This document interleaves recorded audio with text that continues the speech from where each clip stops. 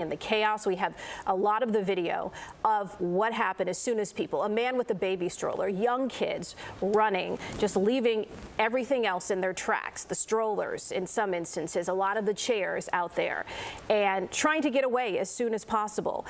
And the key piece that we do not know at this point is whether there's been any update on the gunman, because at this point that gunman is still at large. And we want to show you the video that we have in, some new video from Twitter.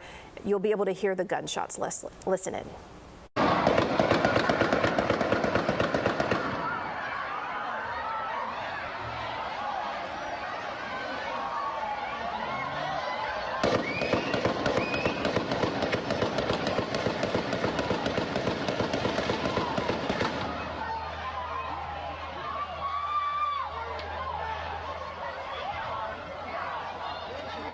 Very difficult to listen to. The number that we've been told were 20 gunshots, and that one weapon has been recovered from a rooftop. A high-powered rifle is how it was described. We don't know exactly what kind of weapon it was, and that was at 10:15. We're now at 3:15. 5 hours later, that suspect still has not been caught. Residents in Highland Park have been told to stay inside as authorities, federal, state, and local, are methodically walking through that downtown area, trying to find folks who remain sheltered in place and tell them it's okay to leave, go back home, remain safe. But one of the key critical questions that we hope to get some clarity on here in the next few minutes as a press conference is about to begin at about 3:15 is how did this shooter get from a rooftop back down to the ground and then just kind of blend in to the general public? Authorities at 2 o'clock said he did so, or they did so discreetly and made themselves difficult to see.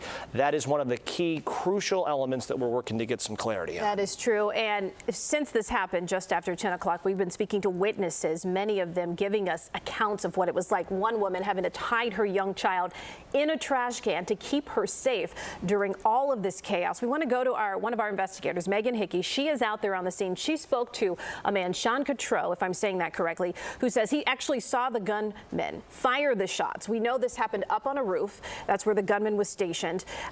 This man and his family, they come to the parade every year. They come from Boston, all the way from Boston. He was in town visiting his in-laws. Let's listen. So we're sitting there. The band had just crossed in front of Ross' store. And all of a sudden we hear pip, pip, pip, pip, pip, pip, pip, pip, pip, pip, pip, and I think it's fireworks. And then we hear boom, boom, boom. I see the tree like kind of lighting up that's in front of us. And I look straight up and it's out of my head, the shooter, this long gun pointing right at me, and it's just shooting at the tree. And then my wife says, "Get up and run. Get up. Why aren't you getting up and running? Get up and run. Go. We need to go." That was like within 6 seconds. So my 3 kids, my in-laws, my wife and I picked up the 2-year-old and we bolted down Central Street. I could see his gun. I could see him in his hat on. And you could just see him spraying the intersection where Ross and the Walker brothers, he was spraying that whole area. I don't know if you've seen the pictures of what the store looks like. So there's like a big tower up top, right? So he was bent down with the gun kind of over the top, and he had a hat on. He's white male. That's really all I could see, because I was at a really tough angle because I was coming at the tree. I'm looking back at going, "What? It's a guy shooting," and then it felt like it was an eternity that the gun was going off. And then I could see the bullets just hitting the street, hitting the tree. And that's really what I could see of him, because he was down and just waving that gun over the edge of the building. That is Sean Cotreau telling Megan Hickey what he saw. This statement just in from the White House from President Biden on today's tragedy in Highland Park. Jill and I are shocked by the senseless gun violence that has yet again brought grief to an American community on this Independence Day. As always, we are grateful for the first responders and law enforcement on the scene there. He goes on to say, I've spoken to Governor Pritzker and Mayor Rodering and have offered the full support of the federal government to their communities. I also I urged federal law enforcement to assist in the urgent search for the shooter, who remains at large. At this time, members of the community should follow guidance from leadership on the ground, and I will monitor, he says, closely as we learn more about those whose lives have been lost and pray for those who are in the hospital with grievous injuries. I recently signed the first major bipartisan gun reform legislation in almost 30 years into law, which includes actions that will save lives. But there is much more work to do, and I am not going to give up fighting the epidemic of gun violence. That a statement from the White House just a few moments ago. Yes, and we want to update you, at least from last check. We're waiting for a press conference. You can see it there in the bottom of your screen in that box. As soon as we get word from them, this would be the third update that we receive from the police department there and the county task force, the major crimes task force, who have been working in conjunction with the police department and the FBI to investigate, search for the shooter, and collect evidence on the scene. Meantime, though, we've been hearing, as I said before, from many witnesses, and we want to bring you some more of those witnesses that we've talked to today. We all heard like a kind of a pop, pop, pop, and I think we were just kind of processing like, well, maybe it's sort of some display on the float.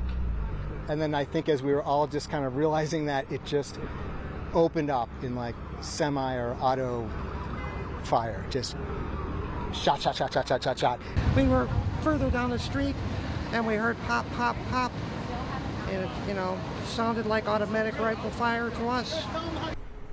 I was coming out the store and then I heard the shots, I'm like, whoa. And then I seen everybody running towards the store. I'm like, yo, like, get inside, It was literally probably like 20 minutes into the parade where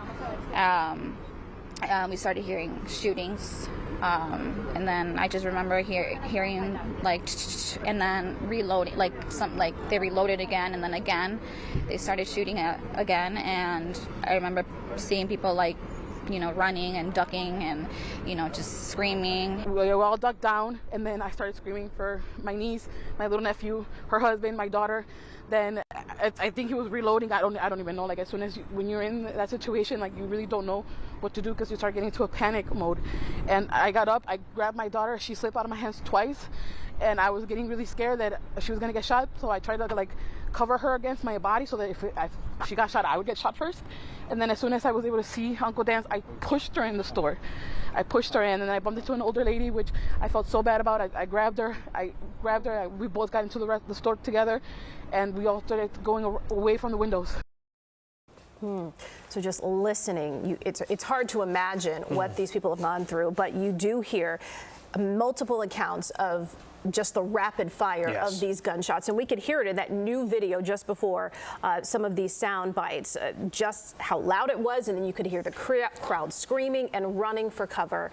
It's so chilling and such a tragedy on what was supposed to be such a joyous 4th of July holiday. And you think about the thousands of people in Highland Park who are being told to stay inside on this 4th of July, and you don't know how long that warning is going to remain in place. They need new information. They need to be able to make some progress in their investigation, and they indicated at their 2 o'clock press conference, one of the complicating factors, Erica, was the crime scene is so huge. You have a gunman on a rooftop shooting towards an intersection, reportedly indiscriminately. They don't appear to have any sort of commonality between the victims.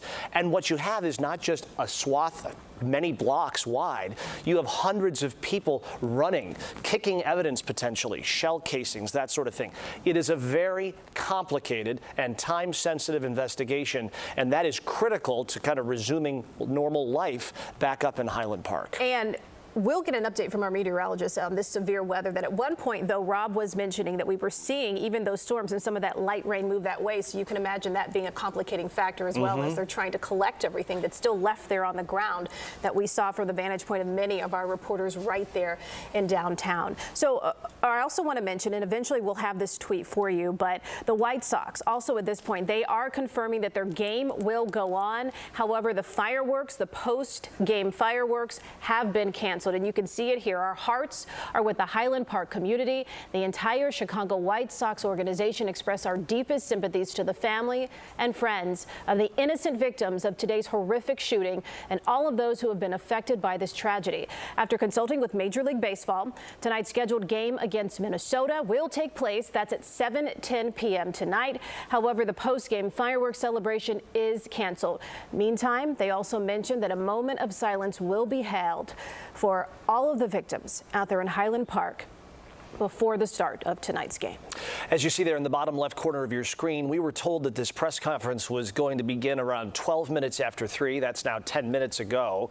Hard to know whether or not that means there is some new information that they're working on, but we heard from the spokesperson for the Lake County Major Crimes Task Force in the 2 o'clock hour, who called today's incident a very random, very intentional incident, calling it a very sad day, saying that they recovered a high-powered rifle. They were unwilling to go into any more specifics of what kind of rifle it was. As we see here on the top of a business near 2nd and Central, there are SWAT teams. And Erica, that's really the image, that mom holding her baby.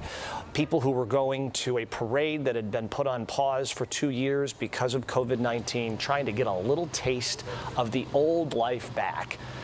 And then this happens, and as we see not only first responders reacting, but those patio chairs, or those chairs that people bring to t-ball games, picnic chairs, just scattered on the side of the sidewalk as people were racing to try to find, as we've been told by some people, an underground garage, find a business, race home, because they were trying to figure out in real time, what was that pop, pop, pop? Was it fireworks? Was it gunfire? And quickly they realized it was the latter. Yeah, it was worst case scenario, unfortunately. So we want to show you this. These are images of SWAT. We have several of our reporters, including Jackie Kostick, who was very close to many of these encounters, where the SWAT team has been going to construction sites, to buildings, working their way foot by foot through them to try and see if there is any sign of this shooter, because they're telling us still at this point that anyone in that area should still shelter in place. This still is an active shooter situation. Now, we did hear from one of our reporters who said that there are some businesses where they had been in contact with law enforcement and they were allowed to leave, but we have not been given an all clear by any means, and that's why you're seeing here, even in some of these vacant construction sites, they're working their way through. I also want to refer to an update that we received at the 2 o'clock hour regarding the status of so many of these people who were injured, and we're talking likely gunshot wounds and just in the chaos that you see like this, people getting injured by trying to flee. And we heard that the conditions at that point range from critical to serious, and that is separate, of course, from the 6 people who lost their lives today. And on that note, I want to mention that many of our reporters have been working to get in contact respectfully with the families of those involved in this, and we will bring you updated coverage of that and what some of the families of these victims have to say.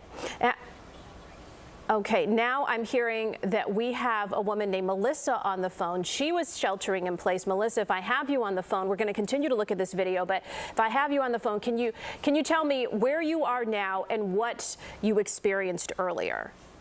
Hi, I'm at my childhood home on Central Avenue in Highland Park. Won't give the address, but very close to where this took place. I was born and raised here. This is a beautiful, peaceful community. We did just Melissa, we need to cut you off because we are heading up to a press conference that's beginning from the Lake County Major Crimes Task Force. Let's listen.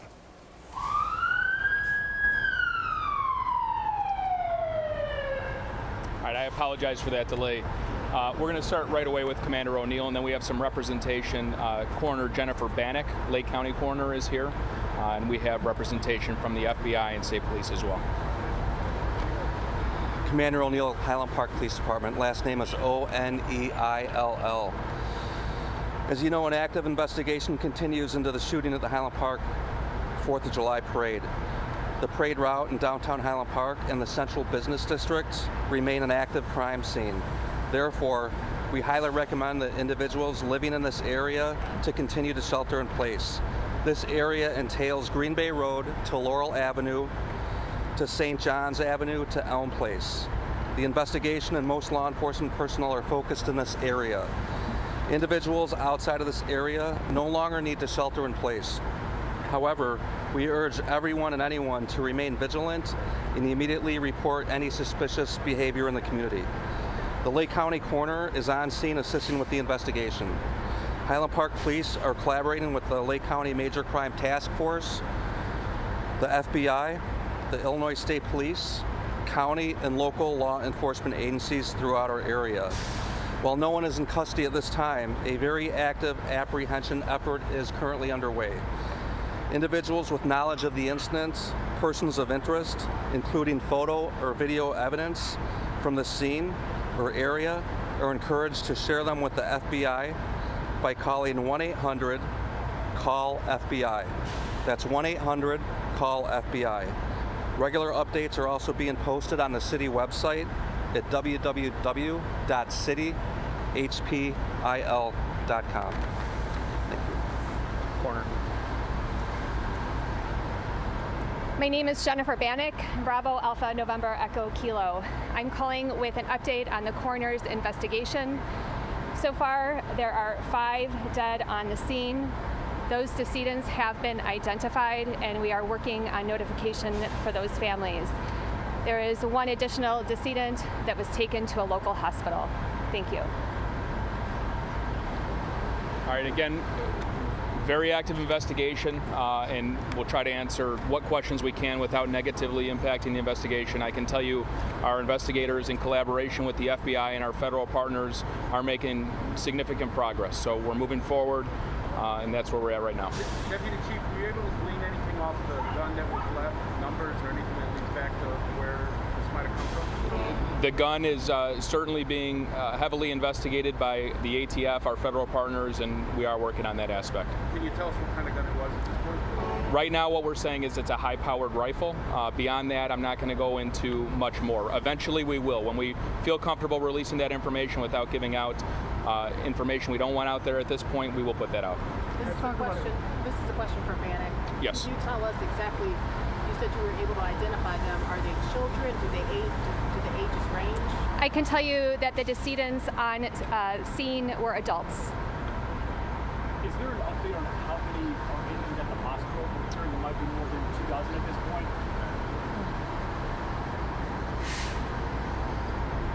So my name is Joe Schrage. I'm the fire chief for the city of Highland Park. So on scene we transported 10 to Highland Park Hospital, 6 to Lake Forest Hospital, and then 7 to Evanston Hospital. In addition to that, there were walk-ins at different hospitals, people that self-transported and drove themselves, so the numbers are a little higher than the transports by fire. Have you identified the gunman? Do you know who you're looking for at this point? I can't get into that just yet. Are we talking about multiple shooters or one shooter?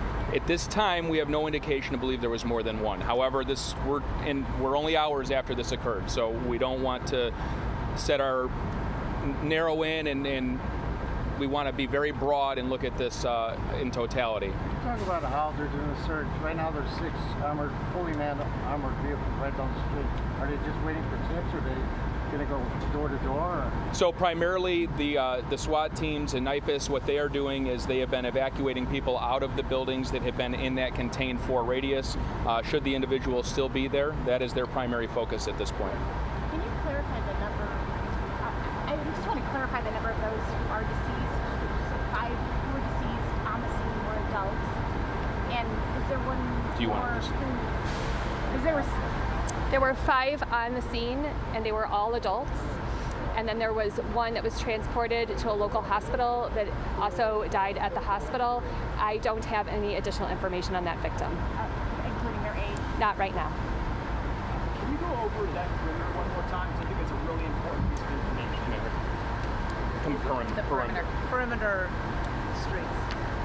So currently we have an active crime scene in our central business district. The perimeter is Green Bay Road to Laurel Avenue, to St. John's Avenue, to Elm Place. And we have police personnel in that area continuing the investigation and clearing businesses and buildings. Are there people still inside buildings at this hour? Do you know how many more you need to evacuate? Some people chose to shelter in place and continue to do so. We are working with our law enforcement teams in that area to evacuate them. The Highland Park Police Department is the reunification site for family and friends. If anyone is missing anyone or there's any separated parties, they can be directed to the Highland Park Police Department, and that's located at 1677 Old Deerfield Road in Highland Park, 60035. So just to clarify, people outside of that investigation, that scene right there, do not need to shelter in place anymore? That's correct. That's correct. There's a heavy police presence in the area and in the community right now. For those who were transported to the hospital, were any of them children? Those also adults? At least one of those was a child. Yeah. I don't know whether or not we transported, but do not know the outcome. Do you know their condition when they were transported? When they were transported, they were critically injured. All of them? Just the child. The child? I do. No, I was not given the age range. I'm sorry. We can get that too. But the child was the one critically injured? Yes. What do the injuries range from in terms of those in the hospital right now? So they were gunshot wounds, and it varied from abdomen to limbs and such, but the crews were on scene very quickly.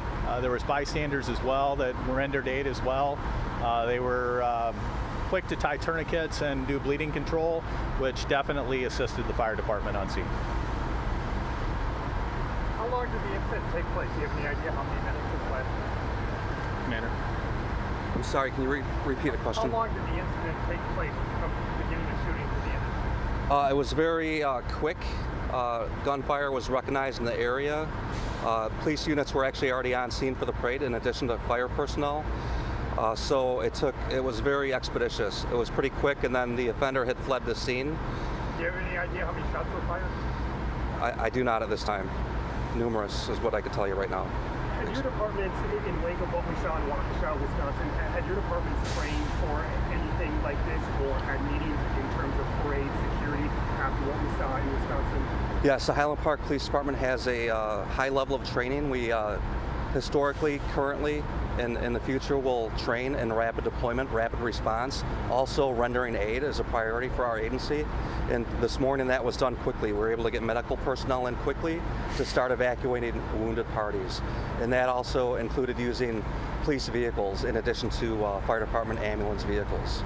And many people self-transported too. Just touching on that question, there's a high level of training for all agencies in Lake County, and I think that you're going to hear accounts of how quickly Highland Park Police Department responded and did exactly what they were supposed to do.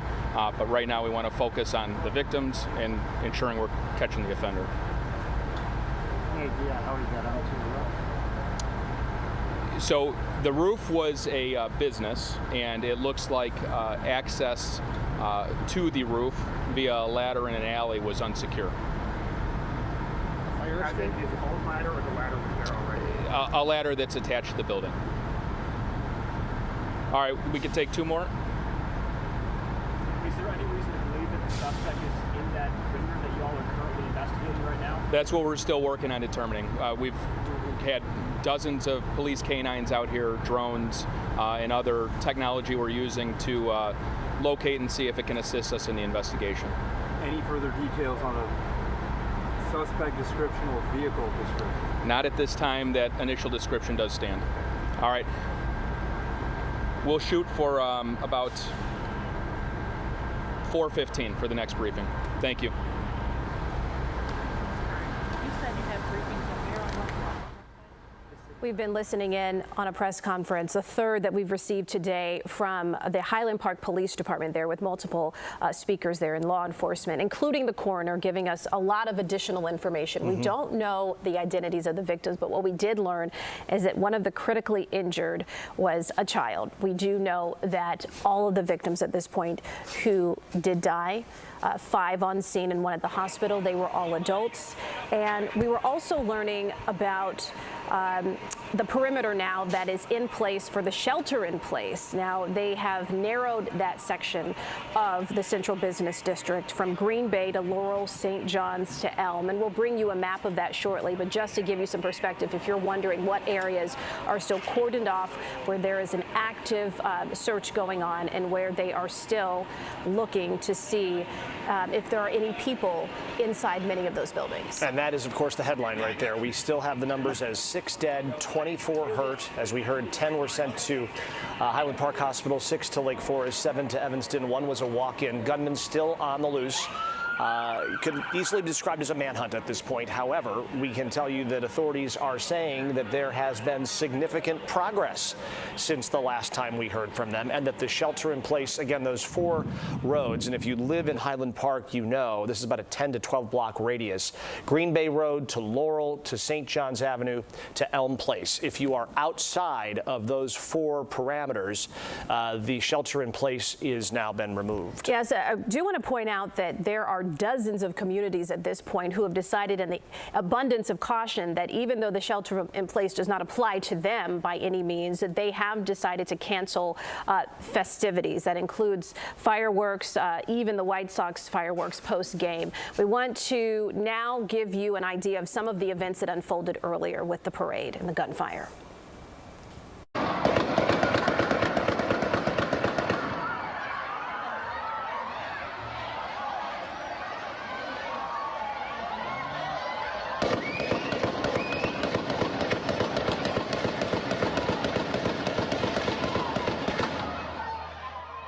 That is the sound of that semi-automatic rifle. It's a high-powered rifle is what we've been told. I guess that's the limitation of the description that we've been given, a high-powered rifle that fired about 20 times. The shooting happened at 2nd and Central about 10 minutes after the parade kicked off. The chaos sent people running down the street.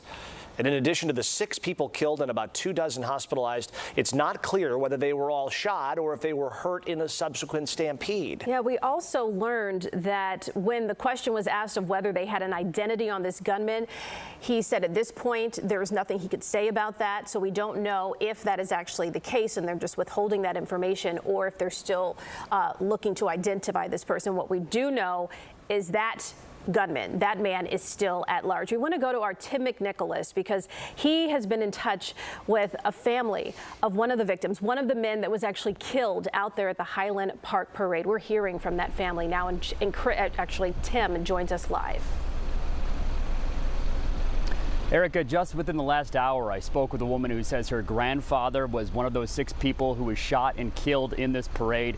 His name was Nicholas Toledo. He was in his late 70s, and his granddaughter tells me that he loved to go fishing, he loved to take walks in the park, and obviously he loved spending time with his family. His granddaughter's name is Kimberly Rangel. She says she was planning on attending this parade with her young daughter, but she says there was a marathon in her neighborhood in Mundelein, so she couldn't make it out, and now she is beyond grateful and thankful for that. Rangel says her mother called her, and she describes this as the most heartbreaking phone call imaginable. Her mom informed her that Nicholas had been shot and killed. A few other family members not only witnessed the shooting, but some of them were injured themselves and had to go to the hospital. They are expected to survive, but they are all devastated. I think we're all feeling pretty numb. We're all pretty broken inside. I think you hear about these things on the news all the time, but you don't expect it to happen like so close to home, and especially to your family.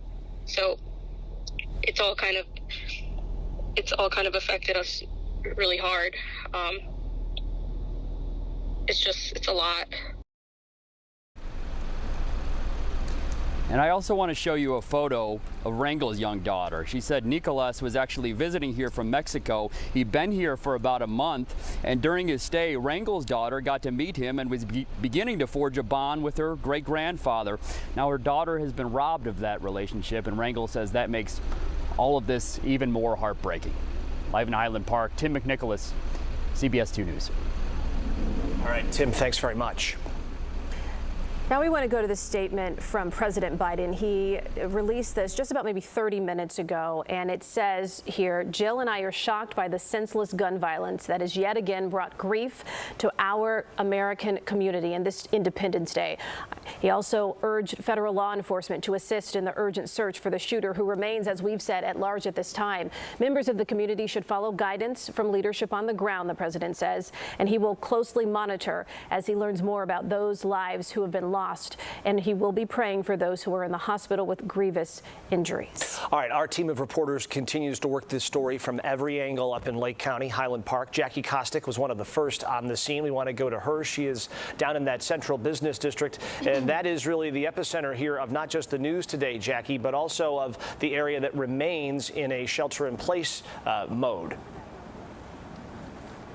Yeah, Chris, we just heard from those authorities that said that investigation is still very active, and we are definitely seeing that still here on Elm Place and 2nd Street. We've been set up here for about 4.5 hours, and just over the last half an hour or so, now before the authorities said that Highland Park should no longer be shelter in place, the entire community, we started seeing folks just start to show up along the perimeter of this scene with their phones up, curious about what is happening. Again, that was before authorities said that they are no longer needing to shelter in place the rest of the community. But this part of the community is still very much on lockdown right now, and we've watched officers in full tactical gear, shields, helmets, guns, combing through 2nd Street. We've watched them go in and out of several different businesses. Now, I spoke to a police officer on scene who said that he believes they're doing a safety clearance check right now, that they've already checked these locations several times, and this is the second time that they're going through. He said it's a safety clear. That's what he believes these tactical officers are doing right now. We did see several of the officers sort of making their way down Elm Place. There's an appliance shop and a dry cleaner, and they had their guns drawn with a scope on top with a light, and they were just looking through the window at what they could see. Right now, they're a little bit further down on 2nd Street. Now, earlier today, as we saw officers helping evacuate people who were on lockdown, we know that there are still people sheltering in place in this main business district, but earlier today, several of those people had been evacuated. So I spoke to a couple young women who had just been evacuated. They were able to leave, and they said that they were running late to the parade, and they were rushing around the corner trying to meet their family. And when they rushed around the corner, they found several people on the ground bleeding. Okay. We were walking up and we saw police, they kind of shoot us away, and they were running quietly around the corner. And then we walked a little closer, and I saw someone on the ground with his leg in the air, and the girl crying next to him. And then to my left, my mom and I saw at least 3 more people on the ground, bloody. And then naturally, we just started running towards our car. You never think it happened this close to your home. Right. And this is such a nice community. Half an hour or so, we've seen several more armored vehicles make their way into this main part of the scene where these officers are still investigating. We've counted several that have made their way down 2nd Street. For a long time, it was just the one armored Bearcat. Again, several more now. Chris and Erica, back to you guys. Okay, Jackie Kostick, thanks very much. So we've been talking to people who were at the parade. As you saw, Jackie's been speaking to many of them right now and throughout the day since 10 o'clock this morning. One of those who was actually at the parade at the time of this was Steve Berger. He's on the phone with us right now. So Steve, tell us what you saw.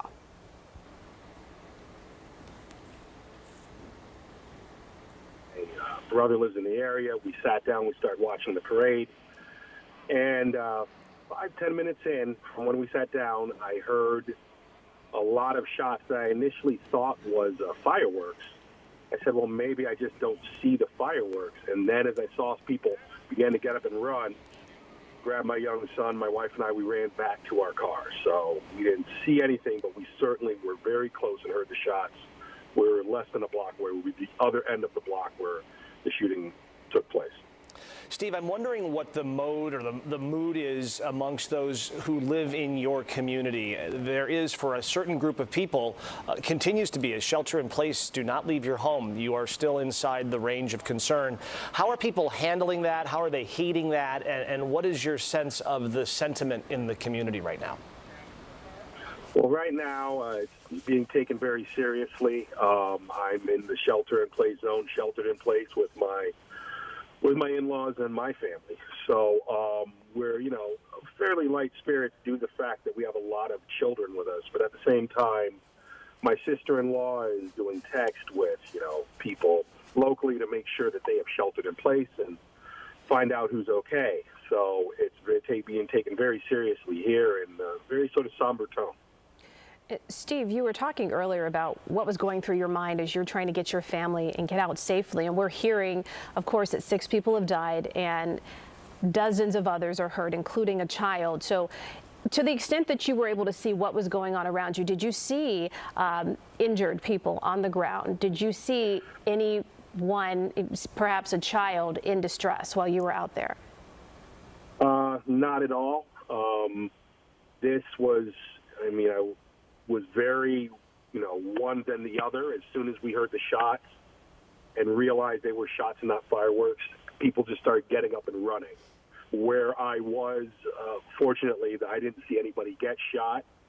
And in fact, wound up going in the car, and after things settled down, I was going up the street because we left everything. My wife's ID, phone, stroller.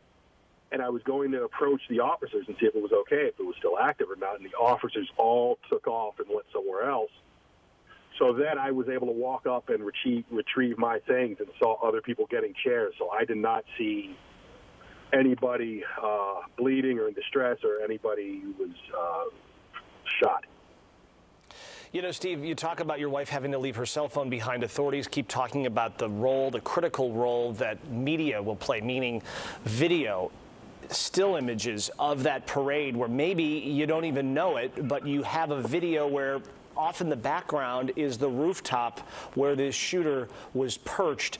Have you talked to folks or heard anything about people actually taking the FBI up on that request to call 1-800, I believe it's 1-800-CALL-FBI? Is there a talk in the community of, hey, everybody, let's stop and comb through everything that we videotaped or photographed this morning to see if there's a key there? Actually, from what I've heard, no. I think, looking at the time frame and just on a guesstimate, with 10 minutes, I know I didn't have my phone out for any pictures. Right. Nor did my wife. I know that I have, relatives and friends who still have not even retrieved their stuff from that site. So I'm sure that'll be helpful down the line, but I don't think there's anything like that being discussed at this point right now. Steve, we know it's been 2 years since this parade was actually out on the streets of Highland Park. Take us through what you and your family were hoping for this day, to finally be able to get together, and what you thought could be a safe environment. Well, I live in the city, but my brother lives in this area, lives in Highland Park. So, he has always been a big parade guy. And so we had began talking and said we should all come up there and do the parade. So we thought we were going to get a normal, 4th of July, you see the parade, local high school, local band, local clubs and such, and, have a nice relaxing 4th of July. And a lot of the things that were normally in the headlines that you read about, we joined the club of those who have experienced that. It's the club no one wants to be in. Steve Berger, thanks for sharing a bit of what your 4th of July morning was like. We spoke earlier to Melissa Carlson, who was also in downtown Highland Park. She rejoins us on the line here as we're coming up to 10 to the hour. And again, we are expecting another update from Highland Park authorities shortly after 4 o'clock. But Melissa, I want to bring you in, and I was hoping you can walk through what was 10:15 like from where you were sitting. Lucky, I guess. We were late. We were late getting to the parade. We were walking east down an alley that is parallel to Central Avenue.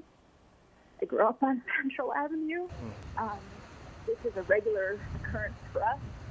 I'm 50 years old. I've been doing this since 1971. And we always take this shortcut. As we were walking, we heard what, again, everyone was saying we thought were fireworks. However, it was so loud that I thought that doesn't seem like something they would do along a route. It doesn't seem like the type of thing that they would do near people. It's too much. And I do know that typically we have sort of a colonial presentation with muskets that fire. Usually that's toward the end of the parade. And it doesn't sound like that. This was multiple shots. Pop, pop, pop, pop, pop, pop, pop, pop, pop. And then a pause. And then another series of them. And it seemed like between 20 and 30. I thought, this just doesn't sound right. But we kept walking. Suddenly, we see a sea of people. So it's an alley, so they were much more condensed. And they were coming right toward us. And I said to my son, run, because that was not normal. It's a sight that I will never get out of my head. And I was afraid we were going to get swept up in it. And we just ran. We ran all the way back home. We had sheltered in place because we're very close to St. John's, which is the eastward parameter at Central. And that's roughly where we are.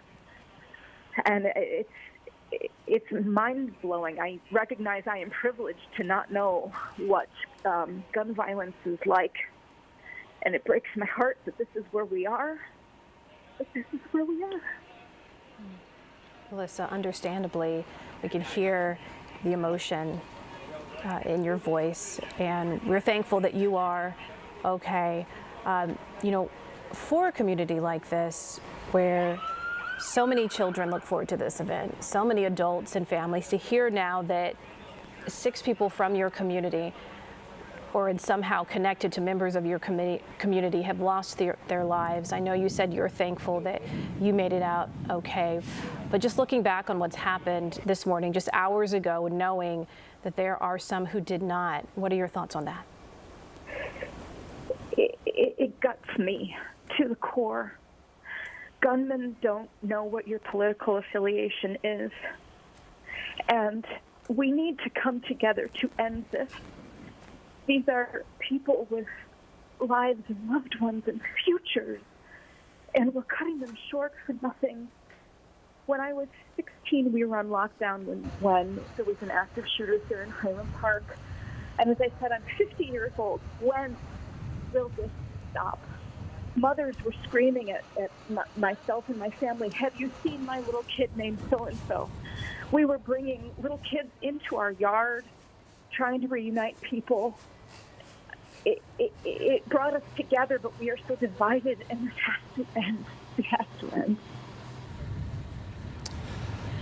Melissa Carlson, thank you so very much for a perspective, a point of view that is critical as this story continues to unfold in the town that you have loved for decades. Thank you for making time for us today.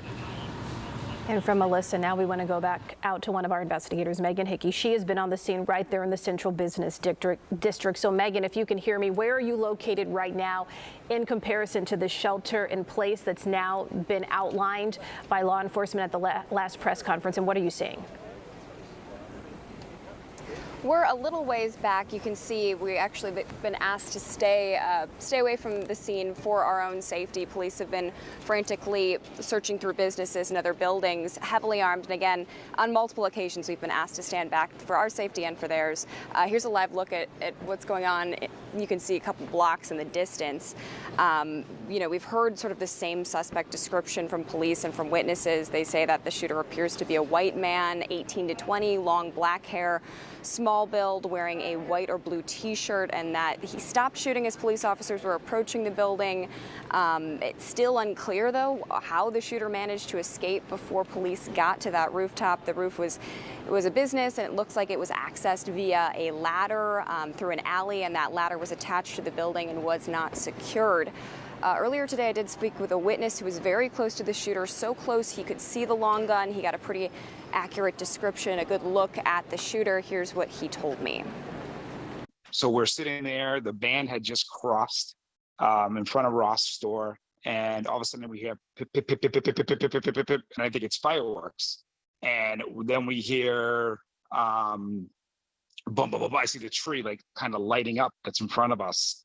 And I looked straight up, I can't get this out of my head, the shooter, this long gun pointing right at me, and it's just shooting at the tree. And then my wife says, get up and run, get up. Why aren't you getting up and running? Get up and run, go, we need to go. That was like within 6 seconds. So my 3 kids, my in-laws, my wife and I picked up the 2-year-old and we bolted down Central Street. I could see his gun, I could see him in his hat on, and you could just see him spraying the intersection where Ross and the Walker brothers, he was spraying that whole area.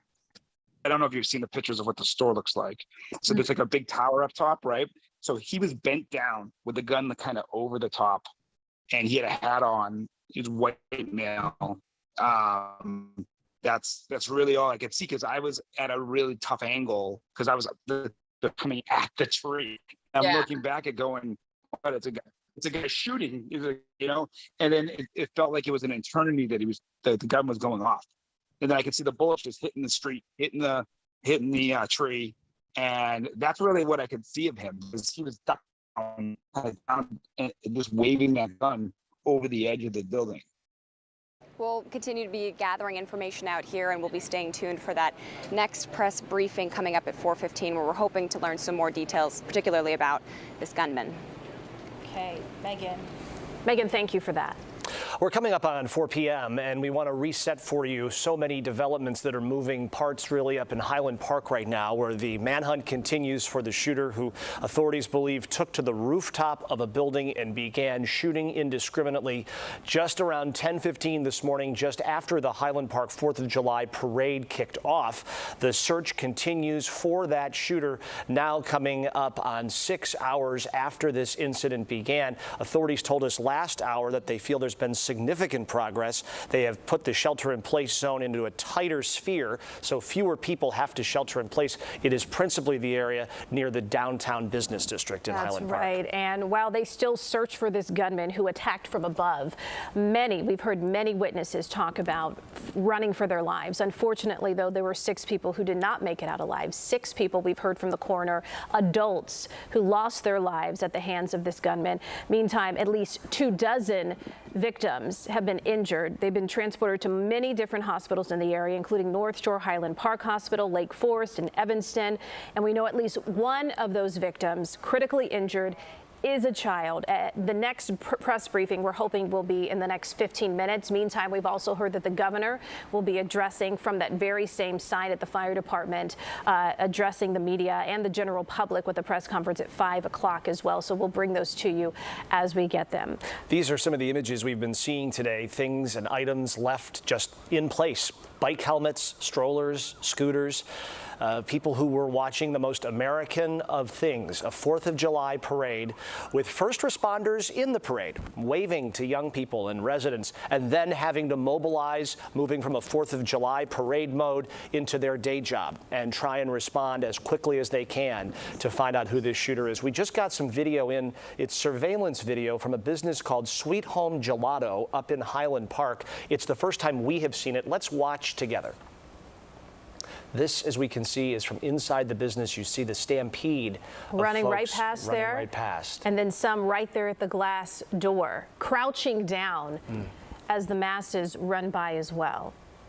Look at that. This is the kind of video that the Lake County Major Crimes Task Force talks about as being critical. Now, this may not reveal who the shooter is per se, but the omnipresent cameras in our world, hopefully there is an angle maybe outside at a bank or somebody's cell phone captured as they're filming their daughter playing the trumpet in the parade today. Hey, off in the distance, maybe there was an image of someone wearing a white or blue T-shirt on a rooftop that matches that kind of description. If you have any kind of video, however trivial, the FBI wants to hear from you. 1-800-CALL-FBI. This is the kind of stuff that's going to crack this case. We hear it time and again.